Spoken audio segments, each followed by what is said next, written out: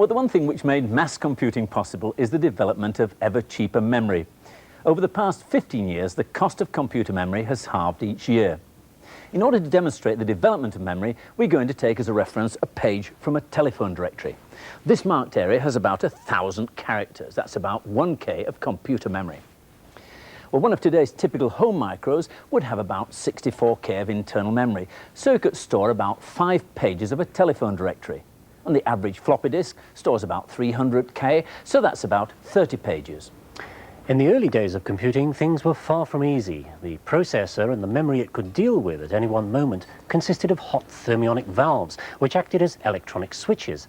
If one failed, the program crashed. Turn the machine off and all the data disappeared. Ever since computers were invented, everything they do has been based on the ability to store bits of information using those electronic switches. It took 2 of these valves to store just 1 bit of information. As 8 bits make up 1 byte or 1 character, 16 valves were needed to store it. To hold a stream of bits while they were being processed and so cut down on the number of valves, early machines used things called delay lines, either mercury columns or, as here, coils of wire into which sound or stress waves were sent. A bit would be sent in at one end at the speed of sound and be read at the other if it was needed.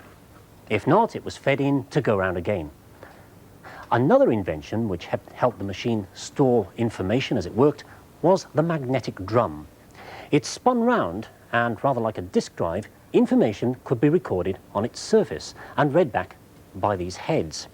This one can hold just 4 kilobytes of information. Using this kind of working memory, commercial computers appeared in the mid-50s. One of the earliest business computers in Britain was Leo, the Lions Electronic Office, used in the mid-1950s by Lions tea shops and other organisations like the Ford Motor Company to do their payrolls.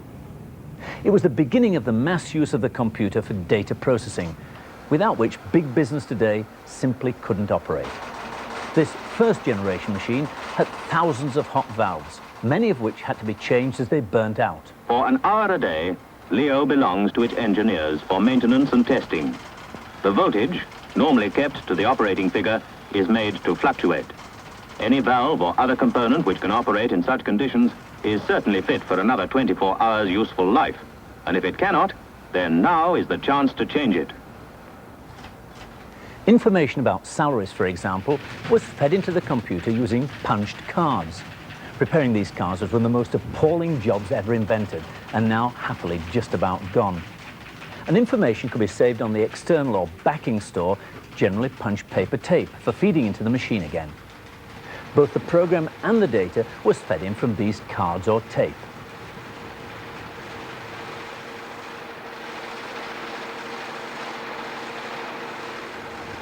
A new form of memory device for the inside of the machine came along in the 50s.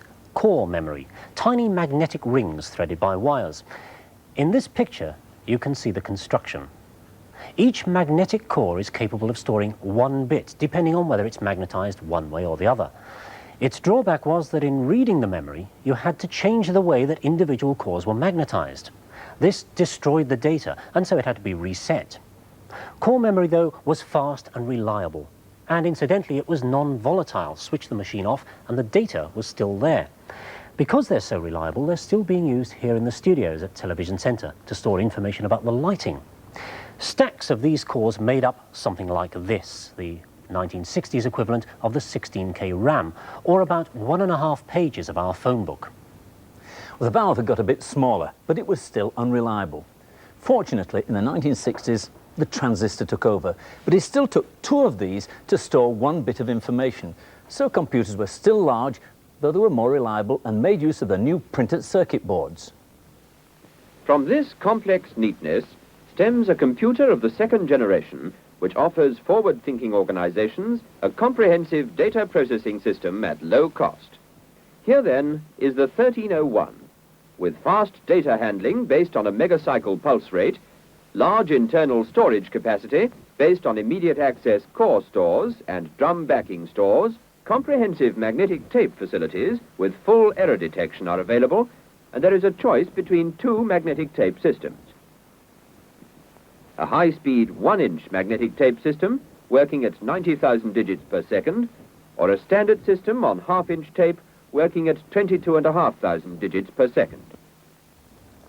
That sounded like an early Richard Baker to me. Well, in the early 60s, the significant development was the integrated circuit. Thousands of transistors and other components, now microscopic in size, could be put on the surface of a single piece of silicon. Magnified, it looks like this. You can see the thousands of components. And with high enough magnification, we can see a single transistor. Since the early 70s, every year the capacity of chips has doubled and the cost halved. Today we have a single memory chip like this which holds 2 million bits, or about 25 pages of our directory. And backing store has developed from tape to disk. Each of these hard disks can hold at least 10 megabytes. A megabyte is 1,000,000 characters, so 10 megabytes is just about one telephone directory. Some disks, of course, can hold up to 5,000 megabytes.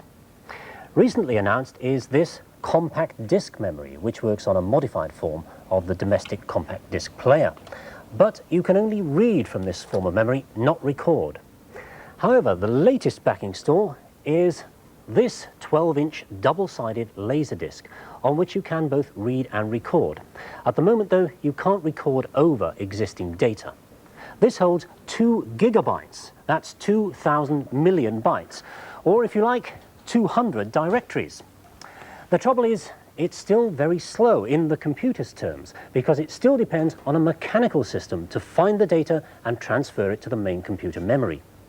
Many of tomorrow's computer tasks, like speech recognition and so on, are going to need much faster processing with enormous amounts of memory which can be accessed directly. So the search is on for fast memory which can do justice to those super processors.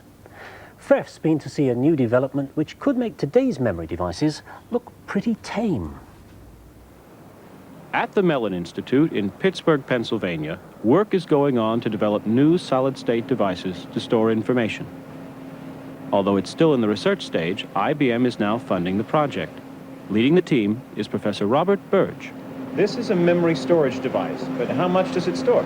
This device will store up to 100 gigabytes of memory, which is approximately 100,000 times more than the average disk memory device can store. And it can store it on a very small piece, roughly 1 centimeter by 1 centimeter, which allows for very high densities as well as very high speeds of memory access. It's not exactly ready for the home market yet, is it? Unfortunately not. We probably have at least 5 more years of development work to do, and there are a number of problems with it right now. For example, it has to work at 77 degrees above absolute zero, which is at liquid nitrogen temperatures, and that's not easily obtained in the home. And furthermore, it requires very expensive lasers to operate. 2 lasers, in fact, and each of these lasers and present technology costs about $100,000. The system uses a naturally occurring protein molecule called bacteriorhodopsin. It's found in the salt marshes of San Francisco. The molecule can exist in 2 forms, and these 2 forms can be used to store the digital information. So let's call them 0 and 1. State 0 can be flipped into state 1 by absorbing light from a green laser beam, and a red laser beam converts state 1 back into state 0. The green laser pulses on and off as it sends a stream of digital bits to the chip. In this way, it writes on the surface of the chip by flipping some of the molecules from state 0 to state 1. Reading the information back is more complicated. The same laser is then used to read the bits, and the way it does it is this. It scans the surface. Where it finds state 1 molecules, the laser beam travels right through the rhodopsin unchanged. But when it comes across a state 0 molecule, it flips it to state 1. As a result, some energy is absorbed, and the change in brightness of the beam is measured by a sensor behind the chip. However, in being detected, the bit has also been destroyed. So it's now the job of the red laser to reset the type 1 molecules to type 0 so that the chip is returned to its original state. It's rather like the way that old core memory stores worked, only much, much faster. Is it a fair thing to say that these technologies you're experimenting with here are the real future of electronics, not the semiconductor technologies we're all familiar with? I believe in most cases it is. because these devices, because they're so small, can operate at speeds 10 to 100 times faster than semiconductors and in much smaller operating environments. And therefore, as computers become faster and faster, eventually we'll have to outgrow semiconductors and replace them with molecular devices because of their speed. So, on 1 square centimetre of mud from the salt marshes of San Francisco, one day we may be able to store enough information to fill 10,000 phone books, more than enough to hold the name and telephone number of everyone on Earth. Maybe you won't be able to need this information on your home micro, but for business, government, and particularly military computers, it's going to be essential. Well, that's it for this week. Join us next Friday for the first Christmas show on the BBC, when we'll be suggesting good presents for computer buffs and looking at the results of our £8,000 data encryption competition. Good night.